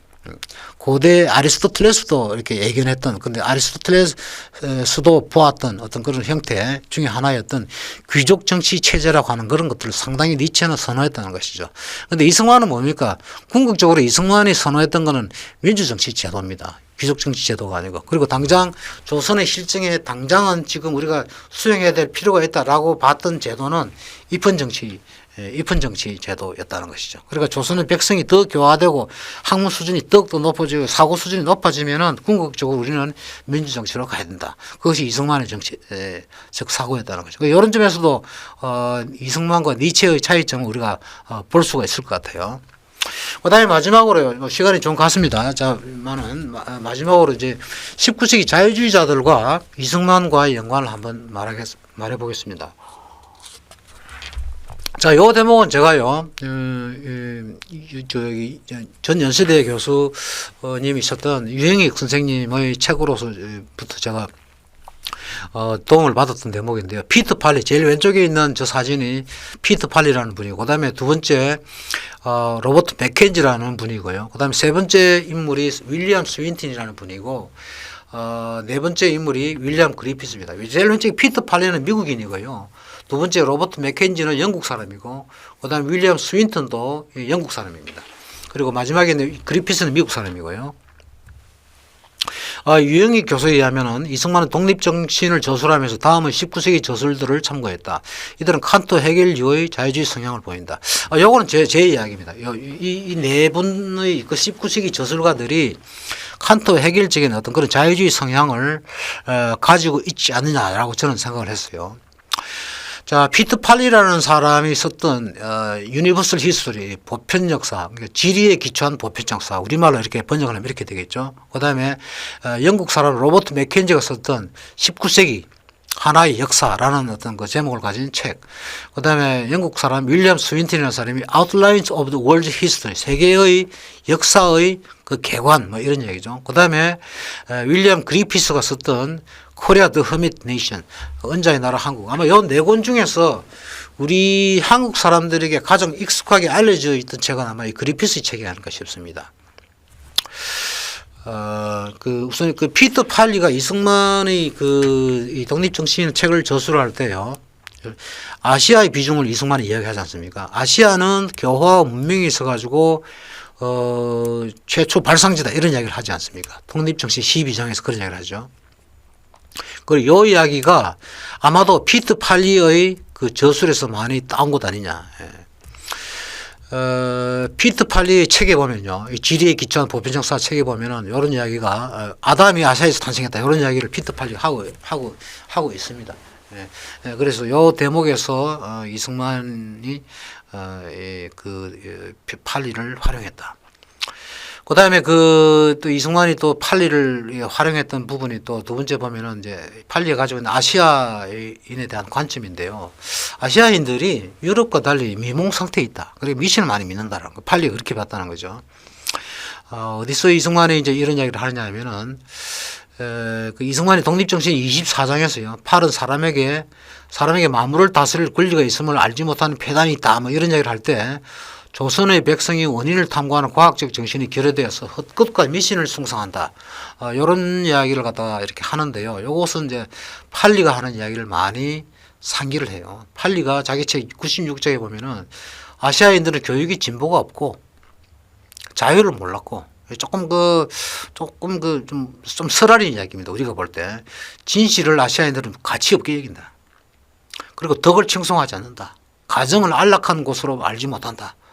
가정은 안락한 곳인데 행복이 넘치는 곳인데 이 아시아인들은 가정을 뭐 그런 것으로 생각하지 않는다는 것이죠.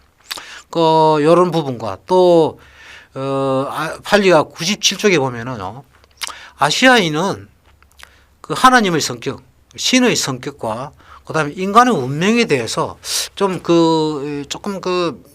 생각이 좀 비과학적이다. 좀 생각을 잘못하고 있다.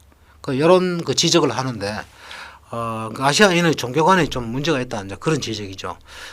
이제 이런 지적하고 이승만이 우리는 헛것을 숭상한다. 아까 막 헌혈음 이런 거 나왔습니다만 실제적인 것을 숭상하지 못하고 이 헛것을 숭상한다.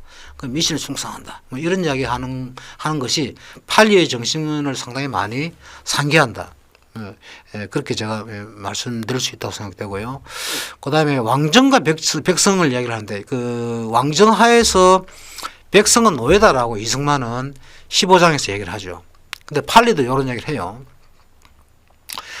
팔리도 이런 이야기를 합니다. 아시아인들이 그 왕정을 많이 하는데 그 왕정 밑에 있는 아시아인들의 백성들은 대부분 다 노예적인 삶을 살고 있다. 이렇게 얘기를 해요.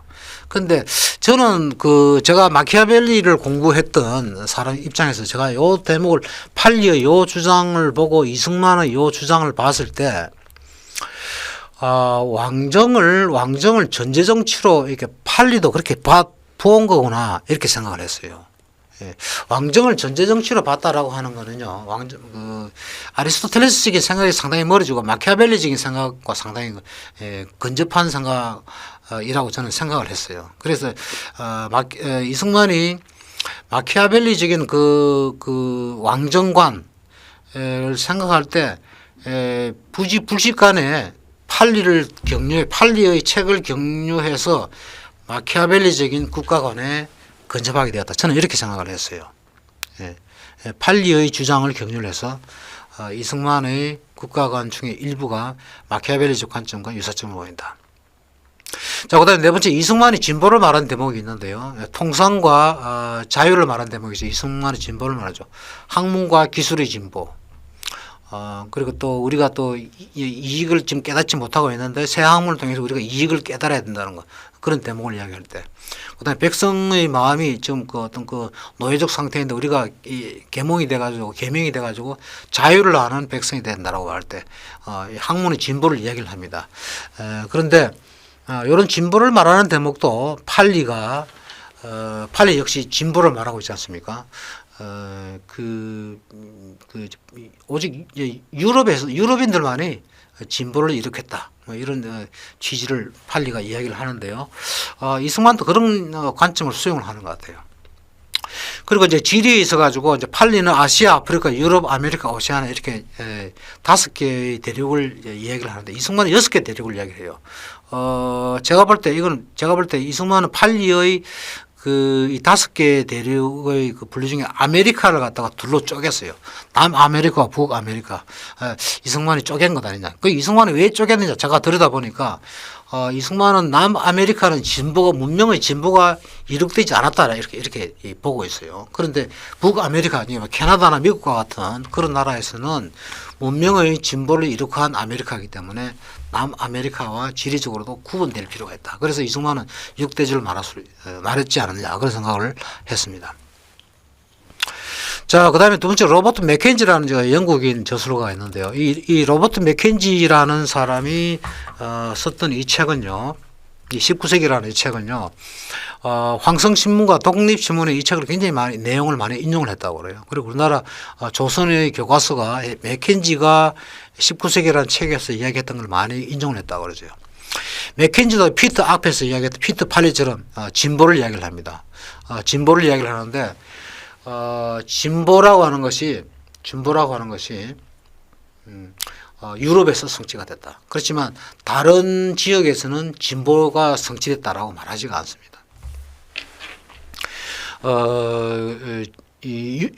유럽 문명이 17세기부터 진보를 만들어내기 시작했다. 이런 것이 이제 맥켄지의 관점인데요. 그렇지만 뭐 그런 맥켄지와 같은 사람이 유럽에서 봤던 그런 진보적인 현상은 앞으로 우리 조선에서 이승만이 처했던 그 조선에서 앞으로 언젠가는 성취해야 될 그런 목표 가치지 현실적 모습은 물론 아니겠죠. 그리고 또 이승만은 이 프랑스 혁명을 이야기할 때 20장에서요. 독립정치 20장에서 프랑스 혁명을 상당히 네거티브한 그런 모습으로 프랑스 혁명을 이야기를 하는데요.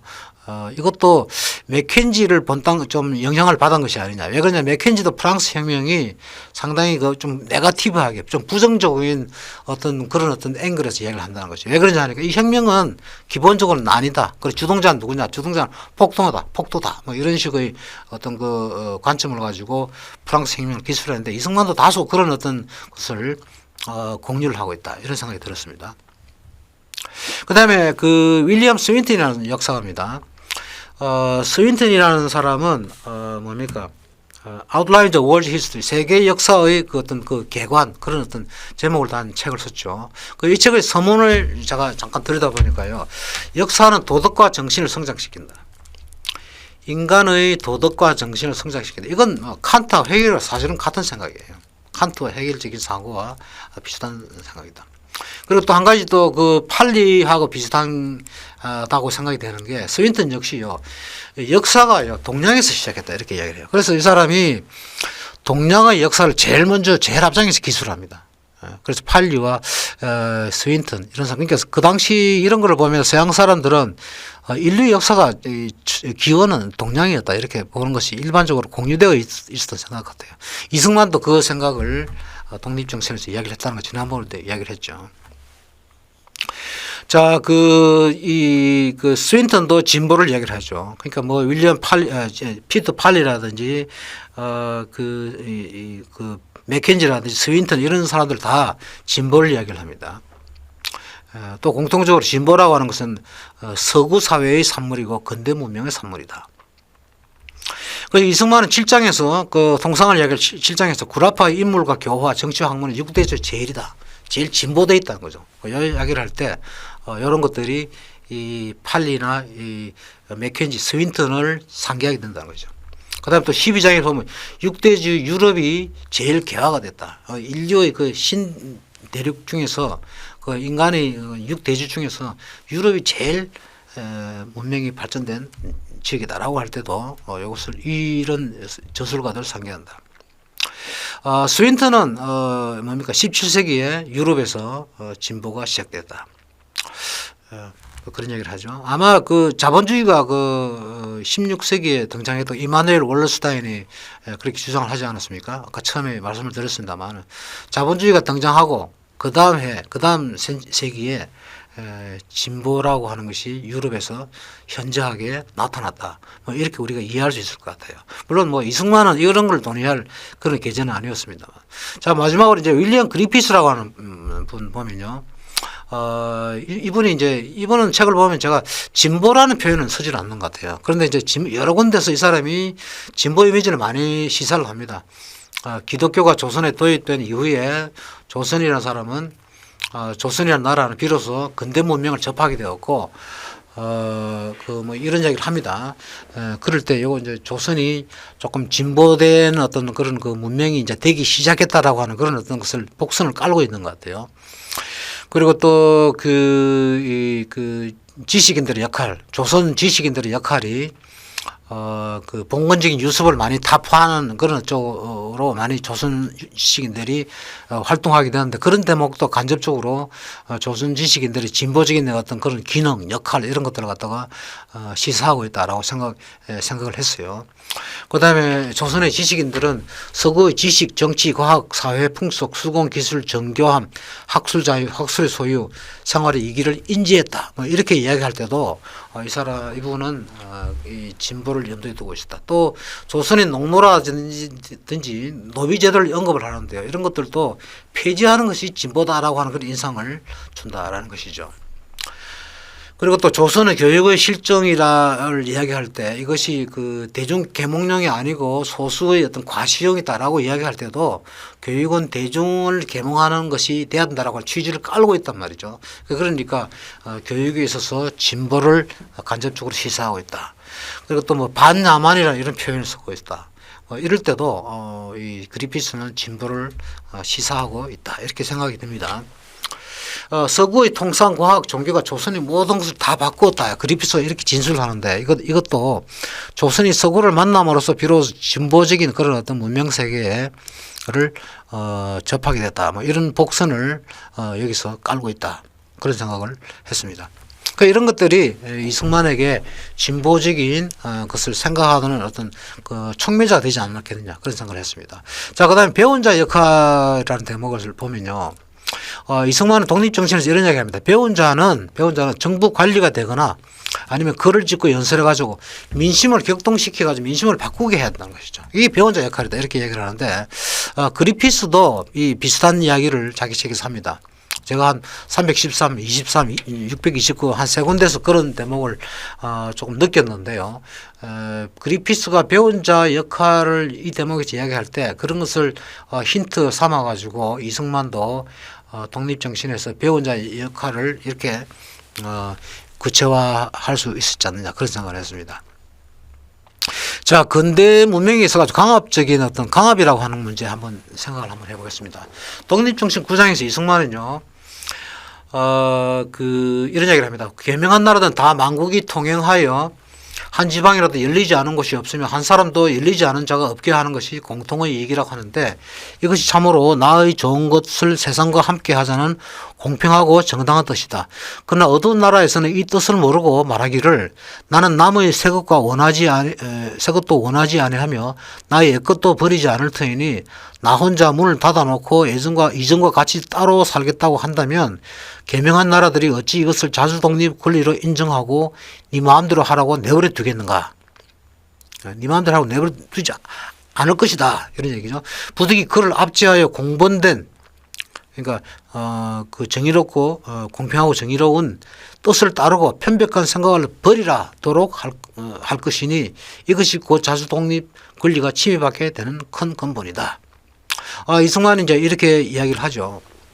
근데 요 대목은 이제 그 그리피스를 상기한다고 생각하는데, 그리피스 같이 19세기 동양을 기록한 서양인들은요, 이제 지구상에 누가 은자의 나라로 남아 있느냐, 그걸 이 사람들이 확인하려고 했다는 거죠. 그래서 왔다는 거죠. 동양, 일본도 왔고 중국에도 왔고 조선에도 왔고, 그래가지고 은자의 나라, 이승만식으로 이야기하면 산중처사국, 그러니까 말하자면 폐쇄국가죠.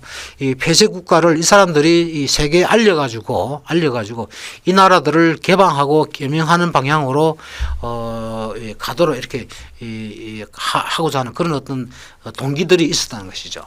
자, 그렇다면 만약 이런 동기들이 19세기에 이 동양에 왔던 서양 사람들이 그리피스나 이런 저술가들이 이런 동기들을 가지고 있었다면 이 사람들이 강압적인 요소를 강조하지 않았겠느냐 이런 생각을 우리가 할 수 있을 것 같아요. 그런데 책을 보면은 이 19세기 저술가들이요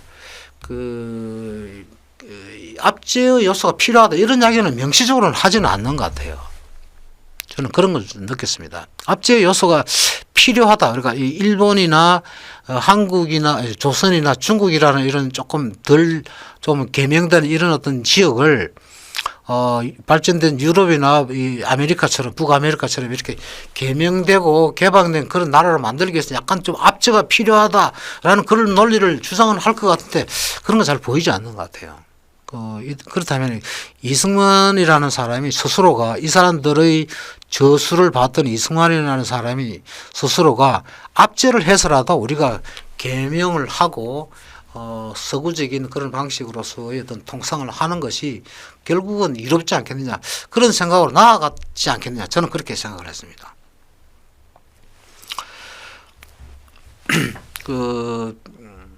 세계의 공건된 질서나 경향을 따르지 못하면 압제를 해서라도 개방하고 개명한 나라로 만들어야 한다. 7장에서 이제 그런 얘기를 했죠.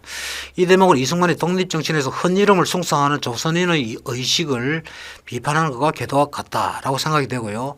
헌이름과 실제 효과라는 말을 반복적으로 했죠. 사람이나 국가란 모름지기 헌이름을 배격하고 실효적인 것을 숭상해야 한다. 이런 것이 이승만의 정신이었었죠. 우리가 앞에서 그런 이야기를 헌이름과 실제 효과를 많이 이야기를 했죠.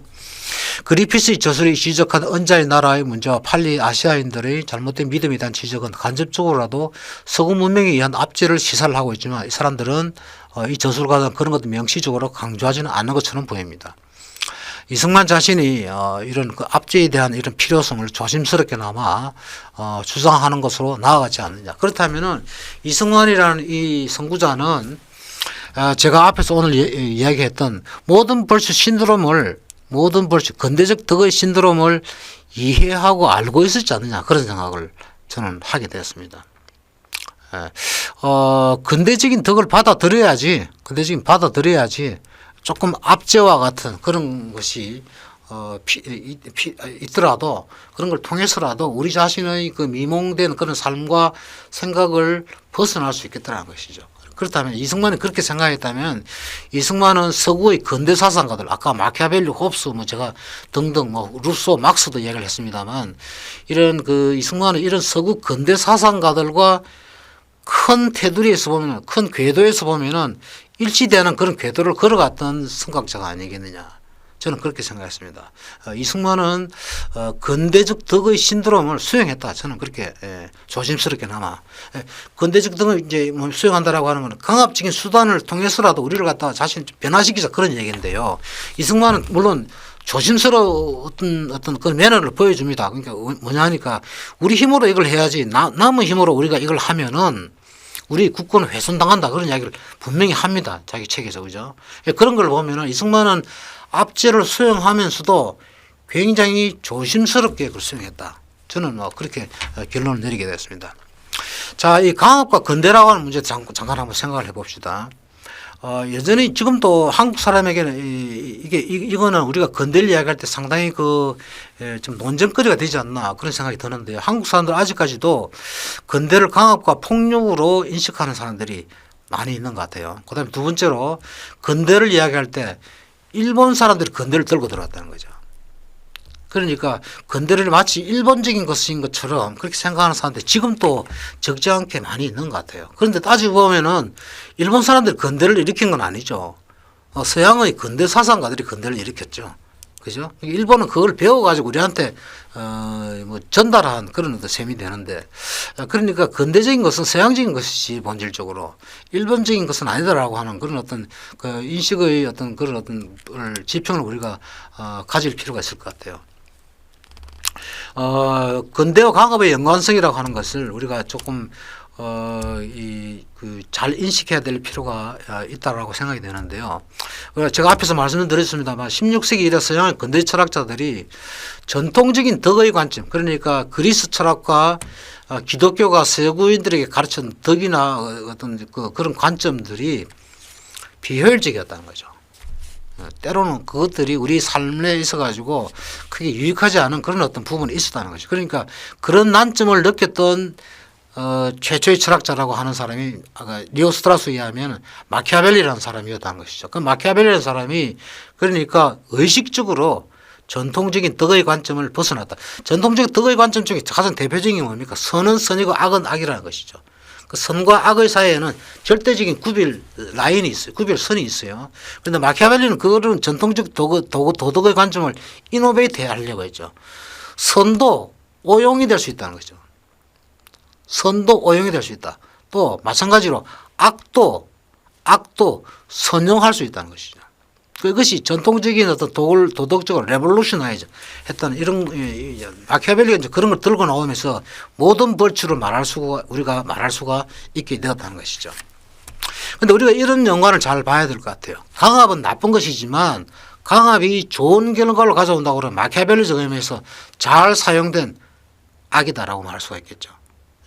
잘 사용된 악이라면 만약 우리 삶이 이런 것을 통해서 더 개선되는 부분이 있다, 더 나아진 부분이 있다라고 하면 우리가 악을 무조건적으로 악이다라고 보기 어려운 대목 공간이 생기지 않습니까? 그런 것들이 모든 벌초랑 또 근대적 덕이라는 것이죠. 그러니까 우리가 이런 것들도 지금은 좀 인지할 필요가 있지 않느냐, 그것이 제가 말씀드리고자 하는 였습니다. 자, 이승만이 의존했던 이 19세기 저술가들요. 그러니까 팔리, 맥켄지, 스윈턴, 그리피스 이런 사람들은요. 아까 제가 잠깐 말씀드렸습니다만 칸토, 헤겔의 지성적 경향을 그대로 자유주의적 이런 성향을 19세기 맥락에서 이어져 나왔고 그것을 갖다 동양사회에서 일본, 조선, 청국과 같은 동양사회에 와서 그런 앵글을, 그런 시선을 적용하려고 했었던 서구인들이었다. 이런 말씀도 우리가 들을 수 있을 것 같아요.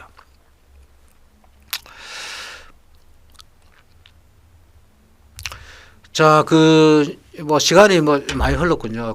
마지막으로요, 이승만이 독립정신 저술할 때 특히 이제 27장에서 51장까지가 동아시아 국제정치인데 조선, 청나라, 러시아, 일본 이런 사국의 국제정세인데 그걸 갖다가 독립정신 후반부에서 기술하지 않습니까? 할 때 많이 참고했던 저술가가 여기 지금 사진을 소개하는 영알렌과 중국 개화인사 최희강. 영알렌이라는 사람은 미국 출신 선교사고요. 미국 감리교 선교사라는 거죠. 이런 사람이 썼던 책을 통해서 이승만이 많이 영향을 받았고 그 지성적 영향의 연장선상에서 책을 저술했던 것이 편저라고 할 수 있겠죠. 영알렌과 최희강의 중동전기 본말 중에서 한반도와 연관되는 그 대목을 따가지고 이승만이 자기 글도 중간중간에 집어넣고 해가지고 만든 책 청일전기에서 나옵니다만 이승만이 독립정신을 저술할 때도 많이 반영이 되었다. 특히 이건 제 개인적 판단입니다만 27장 청구의 완고함을 말할 때, 34장 갑오전쟁의 한일청 3국의 관계를 말할 때, 그리고 37장 갑오전쟁의 원인, 38장 갑오전쟁 후의 국제관계, 39장 아라사의 세력이 요동을 침범했다라고 말할 때, 40장 청나라 의화단 사건이라든지 42장 갑오 을미동안의 대한의 사상 이런 것들에 대해서 이승만이 서술할 때 이 영알렌과 최희강의 책을 많이 참고를 했다라고 말할 수 있겠어요. 자, 그럼 마지막으로 제가 정리를 하겠습니다. 지난 3월달에 강연 1부 강연과 오늘 하는 2부 강연을 통해서요. 제가 이승만에 대해서 말씀드리고자 하는 포인트는 이겁니다. 이승만이 썼던 독립정신이라는 책은요. 지금의 우리에게 이미 1904년이라고 하는 책을 저술 시점에 이미 이승만의 머릿속에는 서양의 사상과 서양의 철학 사상과 종교 사상이 이미 깊이 들어와 있었다는 것이죠. 그러니까 우리는 이승만이라는 초대 대통령이 만드는 나라에 지금까지 우리가 살고 있는데요. 우리 삶의 많은 국면에서 많은 부분들이 이런 그 이승만이 접했던 그런 서구적인 사상이라든지 종교라든지 그런 어떤 면모를 지금도 우리는 이런저런 모습으로 뭐 조금 변형되었다라 할까, 좀 발전되었다라 할까, 좀 달라졌다라고 할까, 이런 모습으로 우리가 지금 그 살아가고 있지 않습니까? 그렇기 때문에 우리의 모습을 우리가 지금 이 시점에서 좀 좀 객관적으로 본다. 그럴 필요가 있지 않겠습니까? 그래야지 우리가 맹목적으로 우리가 누구의 사상인지도 모르고 살아가는 그런 모습을 피할 수 있다. 그런 것이죠. 그래서 우리가 조금 더 우리 자신에 대해서 스스로 의식을 하는 그런 이 생각을 가지기 위해서는 독립정신이 얼마나 이 서구적인 요소들을 많이 내포하고 있느냐, 이런 것들을 지금이라도 우리가 같이 읽고 연구하고 토론하는 그런 좋은 계기가 되지 않을까, 좋은 그 자료를 우리에게 제공해 준다, 이승만이. 그렇게 생각합니다. 자, 오늘 뭐 이 정도로 제가 제 이야기를 마치고요. 오랜 시간 동안 제 이야기를 경청을 해 주셔서 감사합니다, 여러분.